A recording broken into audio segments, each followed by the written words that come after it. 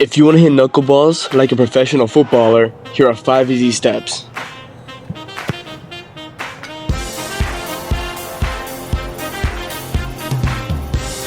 Step 1. Stance. Face the ball straight on and take 2 to 3 steps to the side to give yourself more of an angle to strike the ball. Step 2. Run up. When approaching the ball, run on your toes like Ronaldo.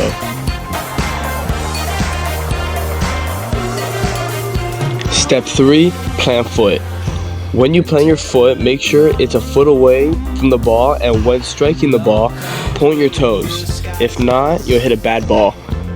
Step 4. Swing. When you swing, you need to slice the ball hard to allow it to move, and making sure your head and body are over the ball.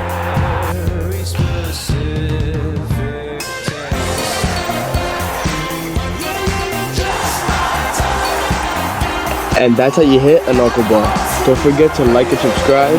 If you want a pair of some of the best grip socks in the market, go check out my link in my bio down below.